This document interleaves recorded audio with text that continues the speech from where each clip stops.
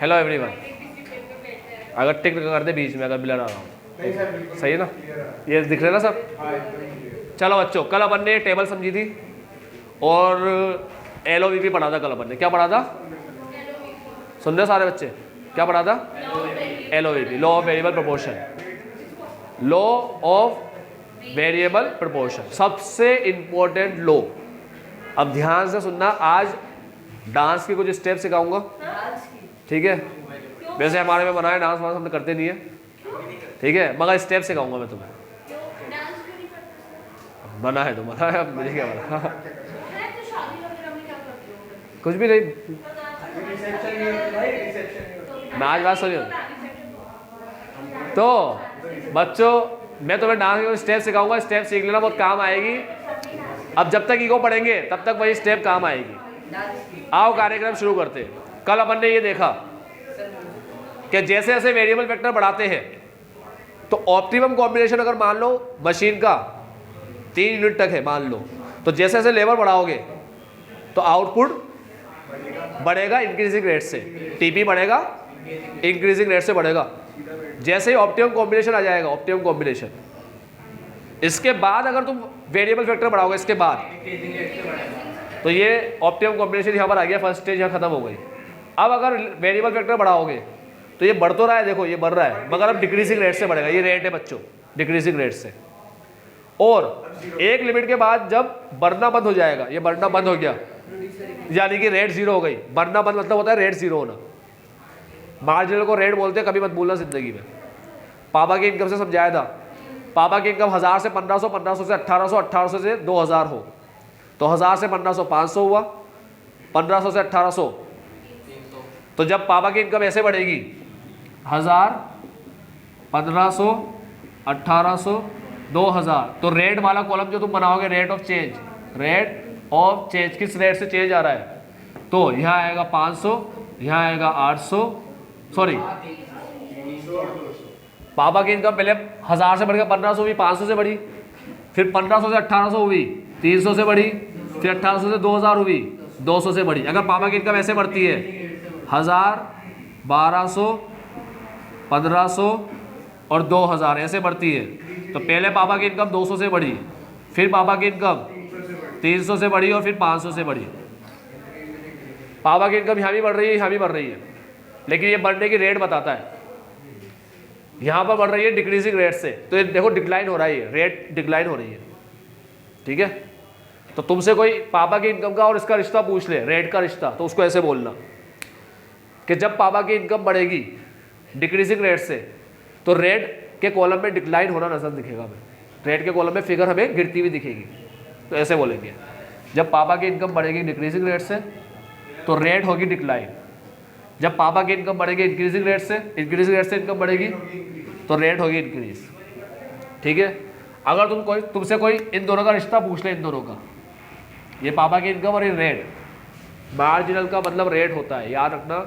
Economics वाला rate word use नहीं करता, वो मार्जिनल वर्ड यूज करता है। तो देखो, when TP increase with increasing rate, when TP increase MP also increases, when TP increase with MP decline। रिश्ता बता रहा हूँ, रिश्ता क्या कहलाता है, इन दोनों में रिश्ता बता रहा हूँ। when TP increase with increasing rate, MP increase, when TP increase with decreasing rate, MP decline, when TP become maximum, MP become zero, when TP goes on decline, when TP goes on decline, TP गिरने लगेगा, MP become negative. हो गए 4 रिश्ते, वापस बोल रहा हूँ। When TP increase with increasing rate, MP increase with decreasing rate, MP decline, when TP become maximum, MP become zero, देखो maximum 0, ठीक है? When TP goes on decline, ये कम, MP become नेगेटिव, ठीक है? पहली बात। दूसरी बात, मैक्सिमम और मिनिमम वर्ड का मतलब समझ लो। मैक्सिमम का मतलब जहाँ से गिरना शुरू करें, और मिनिमम का मतलब जहाँ से बढ़ना शुरू करें। अब सारे नंबर में सबसे बड़े नंबर ये है, लेकिन मैक्सिमम इसे बोलेंगे, ठीक है? क्योंकि यहां से गिरना शुरू कर रहे हैं, तो मैक्सिमम इसे बोलते हैं। आई बात समझ में? कन्फर्म? रिश्ता समझ में आया? टीपी और एमपी का रिश्ता समझ में आया? ठीक है, अब कर्व बना के दिखाता हूँ। अपन ये जो इंक्रीजिंग रेट डिक्रीजिंग रेट ये तो अपन एमपी के साथ लगाते हैं ना, तो इसमें मतलब आपने बोला ना जैसे टीपी इंक्रीज, बेटा टीपी इंक्रीज हो रहा है इंक्रीजिंग रेट से, वो इंक्रीजिंग रेट क्या हुआ? अच्छा एमपी हुआ। तो यानी कि एमपी के कॉलम में जब हम रेट लिखेंगे तो एमपी के अंदर अमाउंट बढ़ता हुआ दिखेगा। समझ लो तुम लोग, एमपी का कॉलम रेट वाला कॉलम है। Wait TP increase with increasing rate, देखो ये बढ़ रहा है मगर हर बार बड़ी फिगर से बढ़ रहा है, तो ये फिगर बड़ी है, हर बार बड़ी होती जा रही है। यहाँ बढ़ रहा है हर बार कम फिगर से, पहले 90 से बढ़ा, फिर 70 से बढ़ा, फिर 68 से बढ़ा, फिर 48 से बढ़ा। ठीक है, तो यहाँ फिगर छोटी होती जा रही है। ठीक, तो रिश्ता याद हो 4, TP increase with increasing rate, MP TP decrease with increase with decreasing rate, increase तो अभी भी हो रहा है, MP decline. When TP become maximum, MP become zero, when TP goes on decline, MP become negative, MP become negative. ये हो गए रिश्ते। ठीक है, अब मैं तुम्हें कर्व बनाना सिखाता हूं। जब भी हम कर्व बनाते हैं प्रोडक्शन के अंदर, तो अपन क्या करते हैं, ध्यान से देखना सारे बच्चे, यहां पर लेते हैं यूनिट्स ऑफ वेरिएबल फैक्टर, यहां लेते हैं units of variable factor. Variable factor बढ़ा रहे हैं कम कर रहे हैं जो भी कर रहे हैं, ठीक है। और यहां लेते हैं आउटपुट प्रोडक्शन,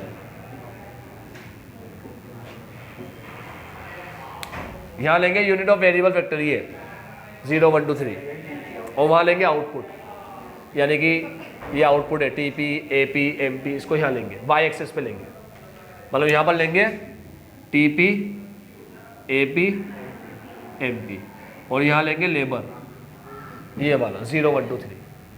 तो देखो बच्चों ये बढ़ रहा है तो ये भी बढ़ रहा है, ठीक है। अब कर्व कैसे बनेंगे वो भी सीख लो सारे बच्चे।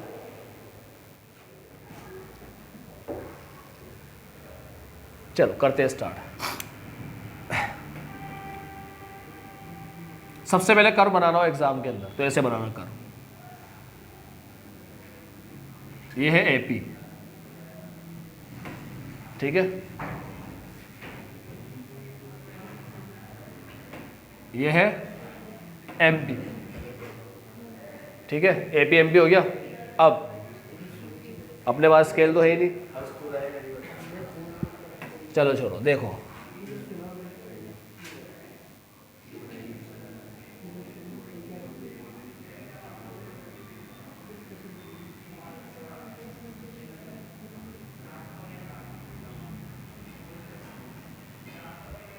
पहले कौन सा कर्व बनाया, एपी, फिर टीपी इसके ऊपर से बनाया और इंटरसेक्ट करके नीचे हो गया। पहले एपी बनाया फिर एमपी। कर्व बनाना सीख लेना कैसे बना रहा हूं मैं कर्व, ठीक। फ्री हैंड कर्व बनते हैं। अब बनाऊंगा टीपी। अब टीपी देखना कैसे बनेगा। ये इसकी शक्ल बहुत ज़्यादा बड़ी हो गई,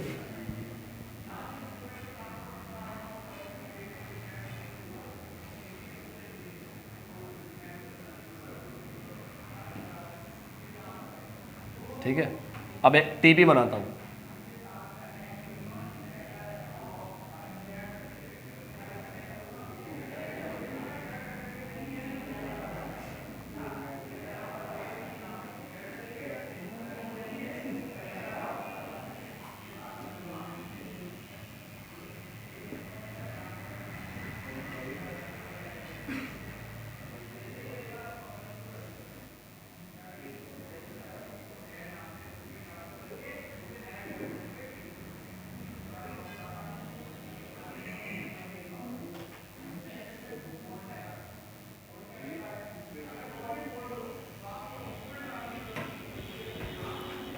आओ बच्चों, इसको डायग्राम को अपन ऐसे बनाया ना, यानी कि फ्री हैंड कर्व ऐसे बनता है, ये टीपी कर्व है, ठीक है। और डॉट वगैरह से बनाते हैं तो अपन मैच करके ऐसे बनता है, ऐसे फिर ऐसे फिर ऐसे, 3 पार्ट में। यहाँ पर पहला पार्ट, यहाँ पर दूसरा पार्ट, फिर यहाँ से तीसरा पार्ट गिरने वाला। देख लो ध्यान से, पहले मैं टीपी कर्व बताता हूँ तुम्हें। टीपी कर्व,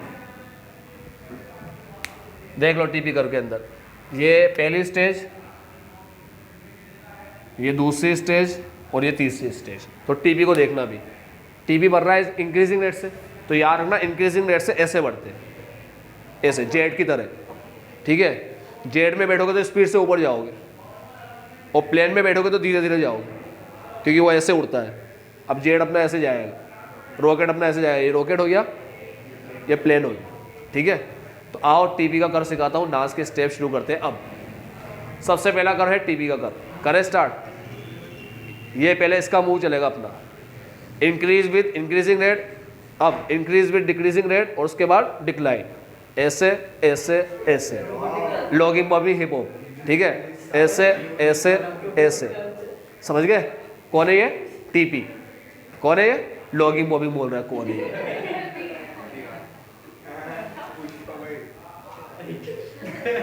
ऐसे ऐसे और ऐसे। हाँ, ये पुष्पा ने यहाँ से ही सीखा है, वो टीपी का कर्व से ही सीखा है, ऐसे ऐसे ऐसे, समझ में आया?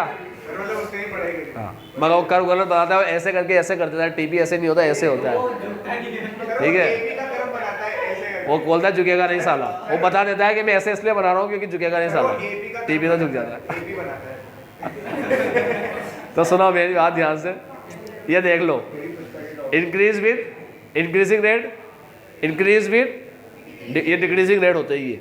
तो देखो मैंने कर्व जब बनाया तो पहले तो अपन इंक्रीजिंग रेट में गए, फिर यहाँ आते ही ये डिक्रीजिंग रेट, वो थोड़ा क्या स्केल वगैरह नहीं है ना, तो थोड़ा अपना सीक्वेंस नहीं बन पाया। नहीं तो मैं इसको ऐसे बनाता, बिल्कुल सीधा ले जाता, यहाँ पर ले जाता, फिर इसको ऐसे घुमा देता, समझ लो वो लाइन थोड़ा अपना, बाकी समझ में तो आ रहा है ना कर्व कैसे बना। तो TP increase with increasing rate, decreasing rate, फिर ये मैक्सिमम होता है, ये मैक्सिमम आ गया। मैक्सिमम में एक लाइन ऐसे बनती है, ऐसे ऐसे इसलिए बनती है क्योंकि यहाँ पर भी वही अमाउंट और यहाँ पर भी वही अमाउंट, ऐसे बन जाती है वो लाइन, ठीक है। यानी याद रखना कभी भी टीपी ऐसे नहीं बनेगा, जैसे ऐसे ऊपर आके ऐसे नहीं हो जाएगा नीचे, ये नहीं होगा, ये नहीं होगा, पहले मैक्सिमम होगा। मैक्सिमम के लिए ऐसे करना पड़ता है, ये 2 पॉइंट बनाने पड़ते हैं, पॉइंट 1 पॉइंट 2, फिर नीचे आता है, समझ लो तुम लोग क्या बोला। मैक्सिमम के लिए टीपी का कर्व जो बनता है, जैसे टीपी का कर्व है तो ये कभी ऐसे जाकर ऐसे नहीं होगा, टीपी का कर्व ऐसे जाकर फिर ऐसे होगा, तब जाकर नीचे प्लेट्यू बनेगा वो। अच्छा, माउंटेन कभी नहीं बनता, प्लेट्यू के शेप में बनता है, क्योंकि मैक्सिमम हो ना, मैक्सिमम, तो मैक्सिमम का मतलब क्या होता है, ये फिगर 2 बार आ रही है, 2 बार आ रही है ना ये। तो इस आउटपुट पे मान लो यहाँ पर 4 यूनिट है और यहाँ पर 5 यूनिट है मान लो, या ये यूनिट लिख देता हूँ, 7 और 8 ही लिख देता हूँ। सपोज करो यहाँ पर 7 है और यहाँ पर 8 है, तो देखो 7 पे भी यही है, 8 पर भी वही है, इसलिए टीपी का अगर ऐसे आता है बीच में, तो देखो कैसे बनेगा टीपी। हाँ, इंक्रीजिंग रेट, मैक्सिमम और ये डिक्लाइन, ठीक है। अब एपी और एमपी पढ़े, चलो स्टार्ट करते हैं। अब अपना हाथ ऐसे हो जाएगा, ये एक्स एक्सिस है और ये अपना चलेगा एपी और एमपी। पहले एपी पानी में डुबकी लगाता है, ऐसे कूदता है और फिर फ्लोट करने लग जाता है क्योंकि उसके पास ट्यूब है। तो एपी ऐसे करके डुबकी लगा लेगा, ऐसे तैरेगा, पानी में कूदेगा ना, अब ऐसे तैरेगा और पानी में जाएगा ही नहीं, पानी को टच भी नहीं करेगा वो। यानी एपी कभी इसको टच नहीं करता, एक्स एक्सिस को कभी टच नहीं करता। क्यों नहीं करता? क्योंकि एपी कभी जीरो नहीं हो सकता। क्यों नहीं हो सकता? क्योंकि देखो ये टीपी कम हो रहा है ना, तो टीपी को कम होते होते 0 बनना पड़ेगा। टीपी 0 होगा तभी एपी क्या आएगा, समझ लो। देखो टीपी 0 है तो एपी भी 0 है, टीपी को 0 बनना पड़ेगा। सपोज करो 11 यूनिट पे 0 होता है, 0 मान लो, तो 0 डिवाइड बाई 11 0, तो टीपी को 0 बनना पड़ेगा तभी जाके एपी 0 आएगा, क्योंकि एपी का फॉर्मूला होता है TP divide by variable vector, ठीक है, यूनिट ऑफ वेरिएबल वेक्टर। तो टीपी इससे डिवाइड होता है तो एपी आता है।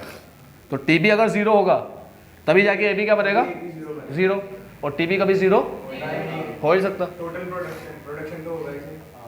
मेरी बात सुनो बच्चों, जब तुम ज़्यादा वर्कर ला रहे हो और तुम्हें दिख रहा है कि प्रोडक्शन कम हो रहा है, तो तुम इतने येड़ा तो हो नहीं कि तुम डी बन जाओगे, लाते ही जाओगे, नहीं हो रहा ना, कम हो रहा है और कम करूंगा मैं, और ला रहे हो भर दिए, फिर भी कुछ हो रहा है, मान लो थोड़ा बहुत प्रोडक्शन, तो तुमने देखा थोड़ा बहुत अभी भी हो रहा है क्या, तुम फिर और लेकर आ गए, तुम रुक ही नहीं रहे, ऐसे करोगी क्या? नहीं ना। तो टीपी कभी जीरो नहीं होता, भले इमेजिनरी एग्जाम्पल है ये एग्जाम्पल कैसा है, इमेजिनरी, मगर इमेजिनरी की भी एक लिमिट होती है। मैंने तुम्हें पहले ही बोला था कि ऐसे नहीं कछुआ खरगोश भाग रहे तो खरगोश ने कछुए ने वो पहन लिया पीछे, ठीक है क्या, पठान मूवी के अंदर जो शाहरुख खान पहन के उड़ते हैं ना ये लोग, वो पहन के मस्त उड़ रहा है और खरगोश कैसे बोलता जा रहा है, हाय खरगोश, ये मैं जीत गया। ठीक है, फिक्शन की भी कोई लिमिट होती है, समझे, फिक्शन की या कोई कहानी की भी कोई लिमिट होती है फेंकने की भी। तो भले इमेजिनरी एग्जाम्पल है, लेकिन उसको ऐसा नहीं बनाएंगे कम करते करते जीरो ही कर दिया उसको, समझ रहे मेरी बात। तो एपी का कर वैसे रहेगा, देखो ये एपी कूदा और पानी में से फ्लोट करने लगा, टच भी नहीं करेगा, टच करते ही जीरो हो गया वो।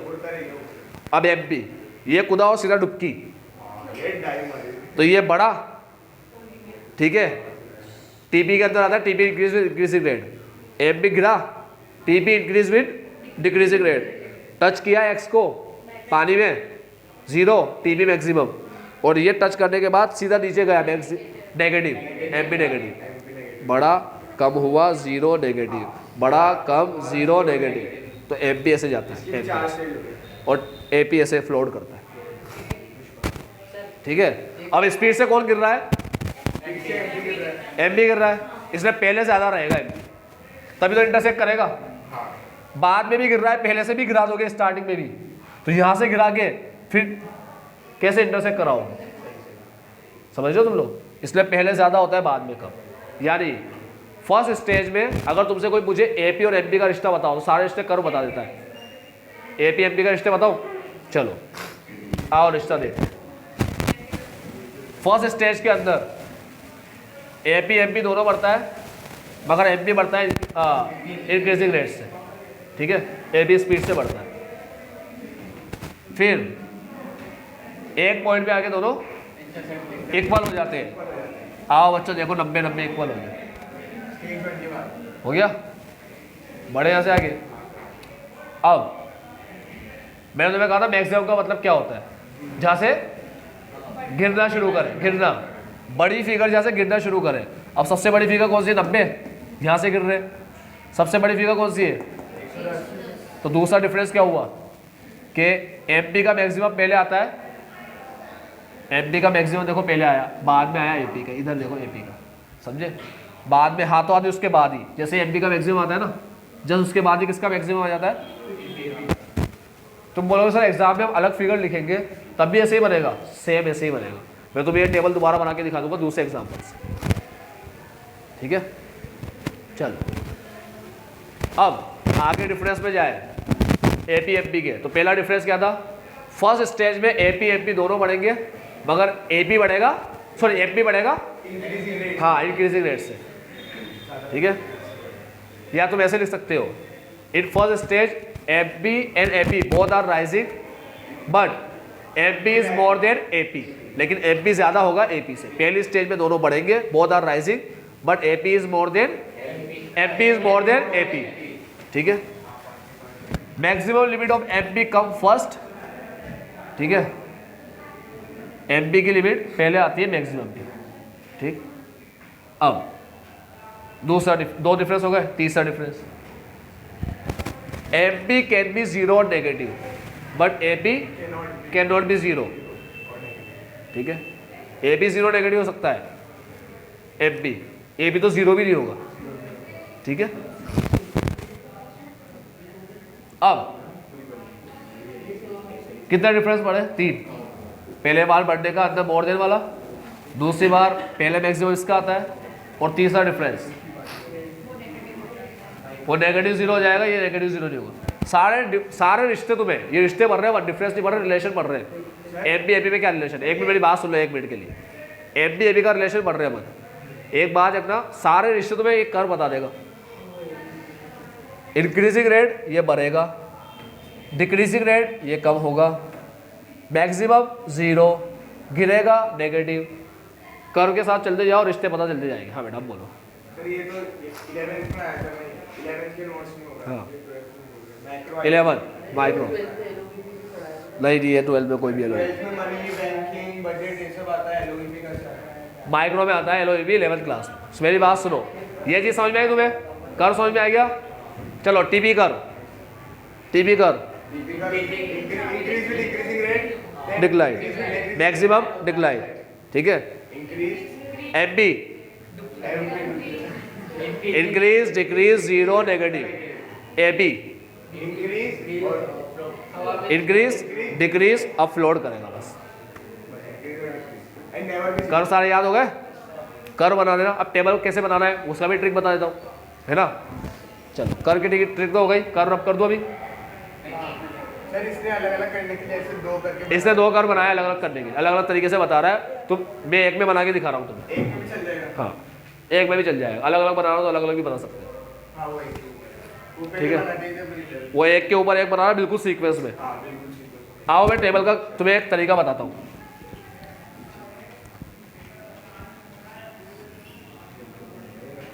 अब एग्जाम में तुम्हें टेबल भी बनानी पड़ेगी, तुमसे एलओवी भी पूछेगा तो डेफिनेशन लिखना पड़ेगा।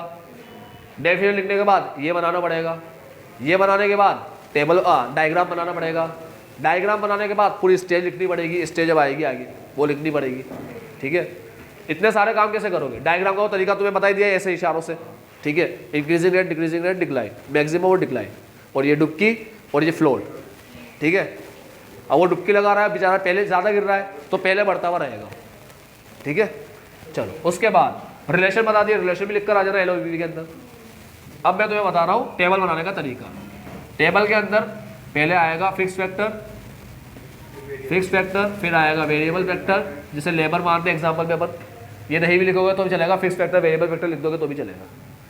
1 1 1 1 1 1 1 1 2 3 4 सॉरी 0 से स्टार्ट हमेशा 0 से होता है। 0 1 2 3 4 5 6 6 7 8 9 10 ज़्यादा लिखना हो लिख लेना तुम्हारी मर्जी, ठीक है। अब आएगा टीपी, फिर आएगा एपी, फिर आएगा एम। और हम पहला कॉलम किसका बनाएंगे? एमपी का, ठीक है। एमपी का तरीका आपको पता है कैसा है। यहाँ इंक्रीजिंग रेट डिक्रीजिंग रेट में दो दिमाग लगाना पड़ता है, इसमें दिमाग लगाने की जरूरत नहीं है। पहले एमपी को बढ़ाना है, फिर कम करना है, फिर 0 पे लेकर नेगेटिव ले जाना है, ठीक है। पहले बढ़ाना है 0 20 30 40 30 20 0 -20 -30 खत्म। अब इससे टीवी बना लो।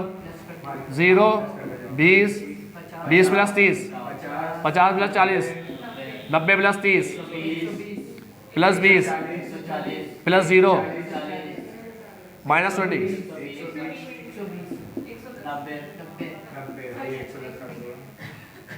पहली स्टेज ये रही, दूसरी स्टेज ये रही, तीसरी स्टेज ये रही। ये स्टेज वो स्टेज चेक कर लो अपनी और इसकी सेम है स्टेज। बस ये ज़्यादा नंबर लेता है, अपन कम लेते हैं। 90 70 68 48 अपन ने लिया 30 20 0। ये कम करते करते 0 पे लाता है, अपन भी कम करके 0 पे लाया, अपन ने 3 नंबर ही ले लिए। ज़्यादा लेना हो तुम्हारी मर्जी, ठीक है। फिर तुम 30 20 10 5 और चलाना हो चला दो, तुम्हारी मर्जी बढ़े जैसे करो, ठीक है। लास्ट में से 2 नंबर लिए माइनस के, अपन ने भी 2 नंबर ले लिए माइनस, ठीक। ये कॉलम बनाना बड़ा इजी है। इससे टीबी बनेगा। अब टीबी आ गया तो देखो 0 / 0 20 / 1 50 / 2 30, ठीक है। अब मैच करेगा ही करेगा। मैंने तुम्हें कहा था एग्जाम्पल में कुछ भी लो इसकी तरह बनेगा। देखो ये कम है, ये ज़्यादा है, ये कम है, ये ज़्यादा है। यहाँ पर दोनों मैच कर रहे हैं, यहाँ पर दोनों मैच कर रहे हैं, सेम बनेगा। तुम ऐसा बोलना सर ये एग्जाम्पल में ऐसा हो रहा है, हमारे एग्जाम्पल में भी ऐसा ही होगा क्या? सेम डिट्टो, समझ रहे हो। कोई सा भी एग्जाम्पल ले लो 10 20 30 जो मन में आया। कोई 1 रुपये का फर्क दिख रहा हो तो बता दो, तो दोनों का 1 रुपये का भी फर्क अगर दिख रहा हो। पूरा जो इसका कॉन्सेप्ट है ना, कॉन्सेप्ट, वो पूरा कॉन्सेप्ट उसमें मिल जाएगा। पहले किसका मैक्सिमम आता है? ये 110 पहले इसका मैक्सिमम आता है, बाद में इसका। देखो इसका मैक्सिमम पहले आ गया, अब यहाँ से गिरना शुरू कर रहा है। अब इसका मैक्सिमम, अब यहाँ से देखो गिरना शुरू करेंगे। अब मुझे कंफर्म पता है 30 से छोटा ये अमाउंट आएगा। कितना आया? आ गया 30 से छोटा। 140 / 6 कर लो ना, डिवाइड करना है, करके लिखना है, खत्म काम। समझे तुम लोग? हाँ हाँ आने दो ना, पॉइंट पे भी आने देना। कोई दिक्कत नहीं है। कैलसी लेकर जाना, इको में बच्चा कैलसी लेकर नहीं जाता, उसको लगता है इको का पेपर है कैलसी की क्या जरूरत है। तुम एक काम करना, तो सारे पेपर में कैलसी लेकर जाना, सारे पेपर में, टेंशन थोड़ी होती कोई मना नहीं करते। है। बस करे तो पकड़ा दे, लो बोल दे इको के पेपर में तो काम है, कैलकुलेशन करना है मुझे, कैसे करूँगा? कैलकुलेटर तो अलाउ है। अलाउ अगर कैलकुलेटर है तो ऐसे नहीं अकाउंट्स और स्टेट के लिए अलाउ है, इको के लिए नहीं है, ऐसा नहीं है। अलाउ है मतलब अलाउ है हर चीज़ के लिए। 2+2 भी आ जाए कहीं पे तो कह देना कैसे दे दो मेरे को, मेरा वापस 2+2 करना है, मेरे को नहीं आता। समझ रहे हो? अलाउ है मतलब अलाउ है, ठीक है। ऐसा नहीं है कुछ उसने लिखा नहीं है कि अकाउंट स्टेट के लिए अलाउड कर रखे बस, बाकी कैलकुलेशन कैसे करेंगे कि यहाँ दिमाग से करेंगे क्या? समझे बात? बन गई 2 मिनट में टेबल, ठीक है। सारे स्टेट टेबल ही बता देगा और कर भी बता देगा अपना। बच्चों अब पेज नंबर 14.7 अब इसकी स्टेजेस आती है उसकी, जो अपन ऑलरेडी पढ़ चुके हैं। अब स्टेजेस में क्या पढ़ना है वो बता देता हूँ और चैप्टर को खत्म करते हैं। लिखने का ये मेन इस तरह से जो तुम्हें अभी तक पढ़ा है ना, टेबल, डायग्राम, LOVP, इसको कॉल करना। वही सबसे इम्पोर्टेंट चीज़ है बस, ठीक है। उसके बाद तो कुछ भी नहीं है इसमें। देखो सबसे पहला है इंक्रीजिंग रिटर्न टू फैक्टर और लॉ ऑफ इंक्रीजिंग रिटर्न। पहली स्टेज वो होती है जहाँ पर MP इंक्रीज होता है, दूसरी स्टेज में MP डिक्रीज होता है। तो पहले में MP इंक्रीज होता है तो इसका नाम है इंक्रीजिंग रिटर्न टू फैक्टर, मिला। अब दूसरे में MP क्या होता है तो दूसरे का नाम क्या होगा? डिक्रीजिंग। तो देख लो दूसरे का नाम डिमिनिशिंग रिटर्न टू फैक्टर आ गया। अब तीसरे स्टेज में MP नेगेटिव जाता है तो तीसरी का नाम देख लो क्या आ रहा है, नेगेटिव रिटर्न टू फैक्टर आ गया तीसरी का नाम। तो हमने ये सीखा कि हर स्टेज का नाम किससे लिया गया है, किससे लिया गया है? TP, AP या MP? MP से लिया गया, TP से नहीं लिया। Increase with increasing rate, increase with decreasing rate, MP से लिया है। पहली स्टेज में MP बढ़ता है, फिर कम होता है, फिर नेगेटिव जाता है। अपन ने तो ऐसे ही बोला है कि बढ़ता है, कम होता है, 0 और नेगेटिव, ठीक है। मगर 0 को स्टेज नहीं है, 0 तो एक पॉइंट है, मैक्सिमम पॉइंट, ठीक है। 0 एक पॉइंट है पर्टिकुलर, कोई स्टेज नहीं है। 0 तो वो है जहाँ पर सेकंड स्टेज खत्म हो गया, थर्ड शुरू हो गया इसके बाद। आई बात समझ में? तो सारे स्टेज के नाम MP से रखे जाते हैं, रेट से रखे जाते हैं, रेट से नाम। हाँ, पहला इंक्रीजिंग रिटर्न, दूसरा डिमिनिशिंग रिटर्न और तीसरा नेगेटिव रिटर्न। इंक्रीजिंग डिमिनिशिंग दोनों अच्छे होते हैं क्योंकि एटलीस्ट TP बढ़ तो रहा है। नेगेटिव तो बहुत ही खराब है क्योंकि TP को ही कम करना है। इसीलिए मैं तुमसे कहा कि मालिक अगर यहाँ पर रुकेगा तो यहाँ रुकेगा 8वीं यूनिट, 8वां लेवल लेकर छोड़ देगा, अब 8 से ज़्यादा लेवल नहीं लाएगा, समझे? अब इसके स्टेजेस आई, पढ़ाओगे अभी? वीडियो का टाइम देखो बेटा कितना है। आज के लिए इतना ही। बाबा take care, have a nice day. कल इसके अपन रीजन पढ़ेंगे। रीजन क्या? रीजन पढ़ेंगे कि ये बढ़ा तो क्यों और ये डिक्रीजिंग रेट से क्यों बढ़ रहा है, फिर ये कम क्यों हो रहा है, ठीक है। बहुत टाइम लगेगा रीजन। बाबा take care, have a nice day.